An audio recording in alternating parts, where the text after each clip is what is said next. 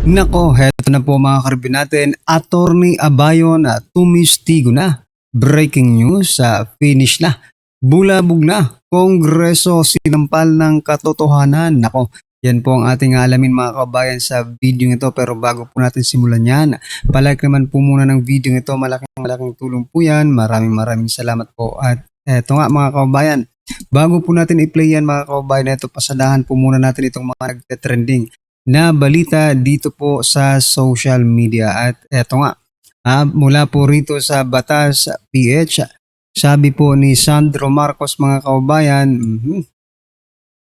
ito po ang pahayag ni Congressman at Presidential son na si Sandro Marcos. Sa panahon ng krisis, dapat malinaw ang gobyerno ay kakampi ng bawat Pilipino. Aba? Walang maiiwan at walang pababayaan. Ayan na. Oo nga no? Sa panahon po ng krisis, lahat tayo. Walang iwanan. Lahat tayo naghihirap mga kababayan. Pero pag hindi krisis, sino lang po ang nagpapasasa? Sa kaban ng bayan. Diba? What I'm trying to point out dito mga kababayan, lahat tayo nakaka-experience, no? Ng paghihirap. Okay? Pero ang tanong, ito bang mga magnanakaw sa gobyerno, ito mo bang mga kurakot sa gobyerno, ay nahihirapan din po ba sila sa panahon ng krisis or sila po ay nananamantala? Okay? Pinagsasamantalahan na mayroon pong krisis ang ating bansa para sila po ay magnakaw, sila po ay mangurakot sa ating kaban. Diba? Kasi kung alam niyo, marami pong nagsasabing ibang bansa, no, na ang Pilipinas ay isang mayamang bansa. Totoo. Kasi biruin mo, trilyon-trilyon po ang inuutang mga kababayan at saan naman po yan napupunta. Wala tayong nakikitang proyekto mga kababayan, puro lang ayuda. At di ba? Sinasabi nila, nationwide po ang ayuda. Pero mga PI kayo, dyan lang pala sa Luzon. At sa mga piling lugar lang. Tapos pag i-announce ninyo sa media, buong bansa. Di ba? Buong bansa ang pondo. Di ba? Pang buong bansa ang pondo, pero pang barangay lang ang binibigyan ninyo. Ilang barangay lang binibigyan ninyo. So saan napupunta? Okay? Yung budget, okay? Sa ayuda. Na bilyones yata yan kasi buong bansa. Diba? Diba? Saan napupunta? Sandro Marcos. Ulitin ko pong sabi ni Sandro mga kababayan, sa panahon daw ng krisis, dapat malinaw. Ang gobyerno ay kakampi ng bawat Pilipino, walang iwanan at walang pababayaan. Ito pong naging komento ng ating mga kababayan patungkol dyan. Sabi po dito ni Ana Grace Gabuyo, like father, like son, speech pamoro. No? The piso is weak because the dollar is strong. Ayan, yan pong katagang pinakawalan ni Sandro Marcos habang pabagsak ang ekonomiya natin. Okay? Napakahusay magsinungaling. Ayun na. Mula lolo hanggang apo, buong bansa ay kawawa. Correct. Kakampi ba ang tawag sa nanunupil ng mga kritiko sa gobyerno? Oo nga no? Itong administrasyon lang ito, maraming nakukulong na mga nagkikriticize sa gobyerno. Where in fact, mga kababayan, we are a democratic country and it is one element na magkaroon po ng malayang pamamahayag. Okay? Sabi pa po dito, please, we need action on the ground. We should be able to feel it. Yun nga ang problema. Puro lang sila salita. Wala naman sa gawa. Ayan mga kabayan. Pero eto, no? Bago po natin i-play yung patungkol kay Attorney Abayon mga kabayan, ito pasadahan po muna natin itong balitang ito, no? Kasi ito, hindi naman po ito nanalong ngayon eh. Hindi naman to politiko ngayon. Pero ito si Pimentel Atat na atat rin po mga kababayan dito po sa impeachment ni Vice President Sara Duterte. Sabi po dito sa balita, Pimentel gustong madaliin ang impeachment ni VP Inday. Aba, sabi niya po ang payo ko lalo na sa aking mga dating kasamahan sa Senado ay bilisan ninyo. Bilisan ninyo ito upang malaman ng taong bayan na kung ano ang magiging desisyon ninyo bilang mga senador hukom. Atat na atat rin ang isang ito. Ha? Magsenador ka muna bago ka magsalita. No? O magsenador ka muna bago mo sila payuhan. Nakakahiya naman. Yeah? Nakakahiya naman po doon sa mga senador na nakaupo ngayon. No? Minamanduhan sila ng dating senador na hindi naman nanalo mga kaubayan. Ha? Ito pong naging komento ng ating mga kaubayan patungkol dyan. Sabi po ni Doan Mary, huwag mag-alala, Senador, kasama ka na sa listahan sa 2028. Correct, isama na natin to. Diretso na po ito sa inidoro mga kaubayan. Alright, balimbing ka. Yukinama, Sabi po yan ni Michael, sabi naman po ni Alba Pong, kinabahan si Pimentel kasi nakatanggap din yan siguro ng maleta. Baka nga po mga kaubayan. Pag-aksaya lang ng panahon at pera ang dapat may paglaanan ng maganda. Bakit di nyo hayaan taong bayan humusga sa 2028 kung ayaw sa kanya? Di siya mananalo, correct? Diba? Kung si President Bongbong Marcos nga, hinahayaan ng taong bayan na ganyan. Kahit alam po ng taong bayan na addictus po siya. Ayon po kay Senator Amy Marcos. Diba? Hinahayaan lang kasi patapusin na lang natin, no? Ng 2028 at doon na tayo magkaalaman sa 2028 mga kaubayan. Nagparamdam, cabinet position is waiving. Aba, sabi po yan ni Dikiam Gornes. Mayroon ba? Yung asawa niya yata, yung part ng may posisyon sa gobyerno ngayon. No, binigyan po, inappoint po yung asawa. Diba ni sino to? Pimentel, di ba? Baka rin si Pimentel, mga kababayan, gusto rin maging part ng cabinet. No? So, sayan, tumatahol. Kaya alam naman po natin mga kababayan, lahat po ng tumatahol, maibig sabihin po yan mga kababayan, alright? Sabi po dito ni Bonifacio, biglang ka-amnesia si Bonifacio. Sino to? Isang laos na politiko. Pansin nyo ba? Pansin nyo? At baka wala ng malamon. meron yan. Alam mo, naging politiko yan eh. Meron pa yan, meron nakatago pa yan. May nakatagong maleta pa yan, right? Bilyones yan, extra large maleta paldo. Sabi po ni Sheng, ayan sabi naman po ni Harmony, itapon nyo na yan sa WPS, masyadong pakialamero. Wala namang nagawa sa bayan, no? Hudas. Ayan mga kababayan, ano po ang inyong opinion, reaksyon patungkol po dito sa sinasabi ni Pimentel na dapat madaliin na yung impeachment ni VP Sara? Just comment down below mga kababayan at eto nga, pasadahan na po natin yung video. Pasok. Ito, pag-uusapan na natin, simulan na natin yung tungkol doon sa paglabas ng AMLAC. Ito'y sobrang mali. Panoorin natin to. Good evening, I'm Pinky Wen. Tonight we ask the questions, we tackle the issues, we clarify matters, and we get on point.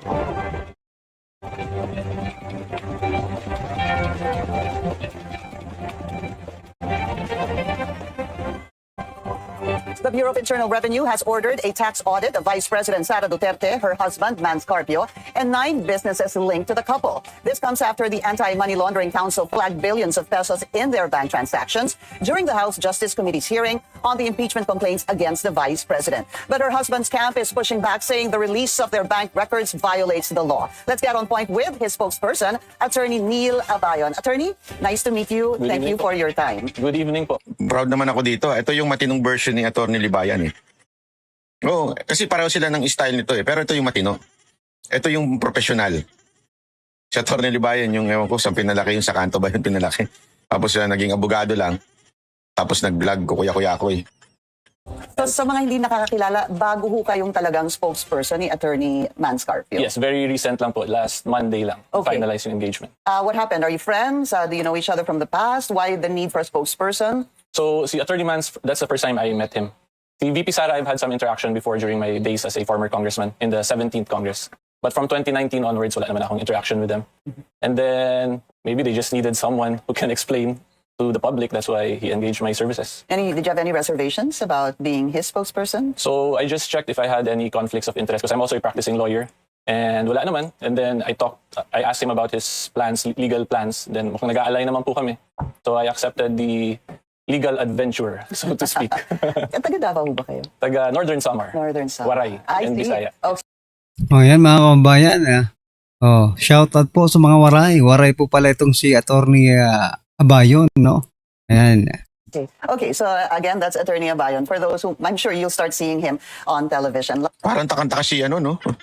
Bakit mo dinidepensahan? Kasi alam mo, sa totoo lang, ito kung meron man ang mga media o kaya mga pinklawan na pinaniniwalaan, nandun sila sa bubble sila eh. Yung akala nila lahat sila tama. Totoo, hindi ko sinasabing itong reporter na babae Pero meron kasi sa kanilang kasi ang problema ng social media, sometimes, kung ano yung political leaning mo, yun lang ang lumalabas sa'yo. Pansinin niyo yan. Kaya nga dapat paulit-ulit ko sinasabi sa inyo, tingnan niyo yung kabilang kampo o kabilang kanto. Tingnan niyo yung argument nila. Kasi unless makita mo yun, o open kang tignan yun, hindi mo talaga makukonfirm sa puso at sa isip mo na tama ang iyong pinaglalaban. Kung lagi lang ang tinitingnan mo, pinapanood mo yung mga kakampi mo, natural, magpapalakpakan kayo niyan. Ganun na nangyayari sa mga pinklawan dahil nga sa kanilang iniisip na tama lagi ang sinasabi nila, para silang tanga nagpapalakpakan sa isa't isa. Tama yung ginawa mo. Kaya nga tinan mo, lahat ng ini-interview nila, yung mga kaanib lang nila. Yung kano lang nila, pareho lang nila ng kulay. Bakit to kanyo? Kasi nga, para hindi nila makita yung buong picture. Pero buti na lang din, kahit pa paano may mga ganito na nagbubukas kahit pa paano doon sa kabilang panig. To talk about the complaint filed. The complaint filed against the BSP governor, the AMLAC executive director, and some congressmen and congresswoman. Yes. Congresswomen, dalawa, Congresswoman Luistro and Congresswoman Laila De Lima. Yes. Nag-file po si Attorney Manscarpio. He was together with his lawyer, Attorney Danao. Yes. Tama ho? Attorney Yes, Danao. I think that was Monday, if I'm not mistaken. Monday morning. That's right, no? Complaint before the Quezon City Prosecutor's Office. Basically, yung sinasabi nila, there was a violation of the Anti-Money Laundering Act, Yes. the Bank Secrecy Act, and the Data Privacy Act. Didiretsuhin ko na po ito. Bakit ho sila lang? Si AMLAC Executive Director, si BSP Governor, si AMLAC Chairperson, si Congresswomen Luistro, De Lima, Congressman Sendanya, at Shell Yocno po. So, yung nag-release po kasi ng AMLAC records, well, first alleged AMLAC records because we have not received an official copy ng AMLAC records as of today. And even, prior to the hearing, up to date, wala pa po. So, since it's AMLAC, then AMLAC is under BSP, sila yung finailan. And then for the specific people, sila po kasi yung nag-motion for the issuance of subpoena, second the motion. Pero if you look at the complaint po, there's also yung John and Jane Does. So once we fully establish conspiracy between all of them, then other individuals could also still be held liable, not named currently. But if there are, let's say, basing from the vote the other day, 58 who ata yung bumoto for the impeachment, for probable cause on Vice President Sara Duterte, would it be fair to say that it would be the 58 also? Yung isasama nyo sa... Yung 58 po has nothing to do with this case. The vote yesterday was for probable cause. I know. Yes, so... Pero sila ho kasi members ng House Justice Committee, hindi ho ba? Did all 58 also vote for the subpoena? So yung pinaka-ano po talaga namin currently is the one who moved, then seconded the motion, and then may John and Jane Does naman po. So there's still a chance na other congressmen and maybe even... Ang galing ng niya doon ng paliwanag niya doon kasi parang sinasabi bakit pinag-iinitan niyo lang itong mga ito? Hindi, sila ho kasi yung nag-move. Ibig sabihin sila yung nagsabi na, sige, kunin natin ito, ilabas natin ito. Sila ho yun Hindi mo naman pwedeng ikargo mo yun doon sa ibang mga membro lamang noong Committee on Justice, di ba? Other resource persons could also be held liable once we establish conspiracy. Okay, quick question on that. How do you establish conspiracy? Once, pag mapakita po namin na may concerted effort to disclose yung AMLAC records. Because the criminal act that was committed here was the illegal disclosure of the AMLAC records that allegedly belongs to Attorney Mans. Yes. Says, of course, your camp, because there are laws being used Yes. to protect what they did and to debunk or to Yes. deny what they did, calling it actually illegal. Let's put that. Let's talk about that so we have a better understanding of it. Section 8A of RA 9160 or AMLA Yes. as amended. Ito po yung ginamit ni Attorney Danao, hindi ho ba? We use 3 laws. Okay. Well, this is one of Yeah, them. one of them. Yes, that is correct. Basically, shall not reveal, kasi madalas po niyang sinabi, in any manner, any information known to them, their office. Yes. Yan po yung madalas niyang ginamit. And then, binabangga naman po ng kabila doon sa Section 2 of the Bank Bank Secrecy Secrecy, Law yes, yes. or Republic Act 1405, basically saying that deposits are considered confidential except upon written permission from the depositor or in cases of impeachment. How do we understand these two seemingly conflicting laws? Number one, they're not conflicting. Okay. So if you look at the bank secrecy, it states their deposits. Yung Anti-Money Laundering Act talks about AMLAC records, AMLA records. So let's say yung mga covered transactions, suspicious transactions, if that is submitted to the AMLA, that is already an AMLA record. So, and if you also look at both laws, they have different penal provisions. So you can violate RA 9160 as amended, and you can also violate the bank secrecy. Pwede. Pwede. Those are 2 different laws. Plus the Data Privacy Act din po. Kasi may sensitive personal information na disclose. So the very basic naman po sa data privacy, if sensitive personal information is illegally disclosed, it also carries penal provisions. And ano yung sensitive information? Yung ano lang po yan, if there are multiple information, and then although it does not specifically name an individual, but if a reasonable person will view that information, he will be able to identify who that person is. That's considered sensitive. And if you illegally disclose that, meaning without consent, there's also corresponding penal Pero sanctions. paano ho yun kapag sinabing in cases of impeachment? Wala po. If you read Section 8A Yeah, dito of sa Bank RA, Secrecy Law. the bank secrecy. So yung position po namin is there's still no impeachment case.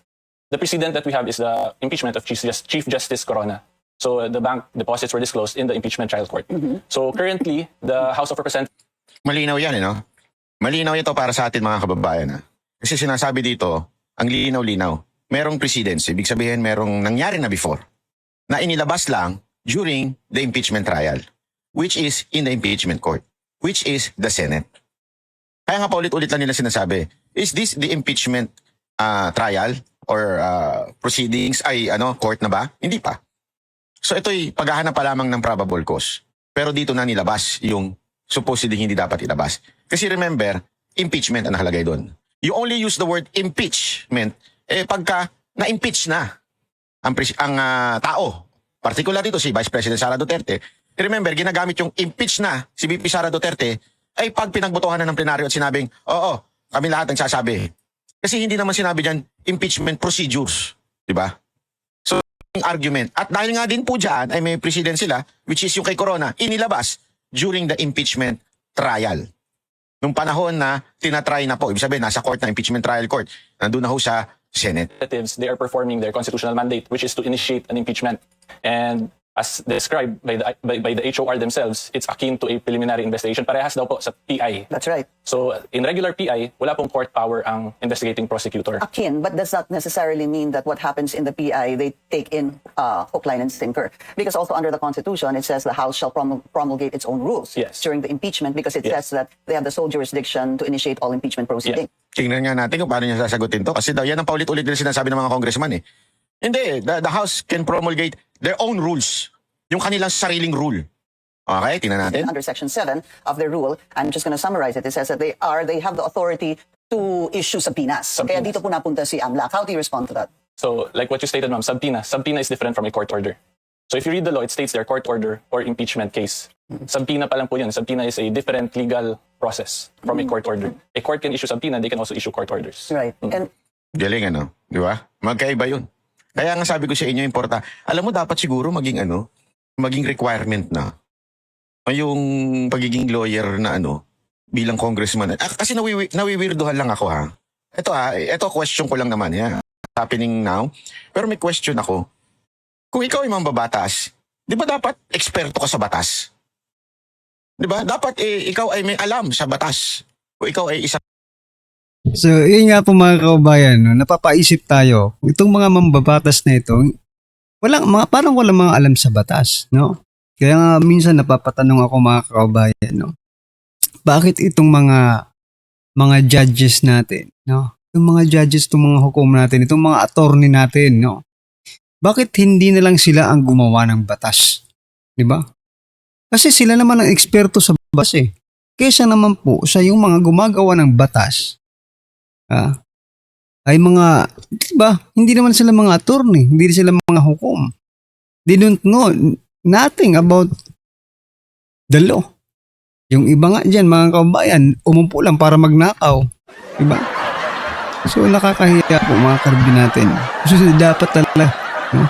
Sana nga, isang araw magising kayo, lahat ng congressman, puro na attorney. Diba? Para talaga, bakbakan talaga. Bakbakan sa paggawa ng batas, bakbakan sa pag-usapan ang batas. Diba? Sa mga usaping batas. Kasi sila po ang mga, sila po ang mga, eksperto sa batas. No? Anyway, ano po ang inyong opinion, reaction patungkol po dyan mga kabayan? Just comment down below at syempre huwag pong kalimutang i-like ang video ito. Malaking tulong po yan. Maraming salamat po.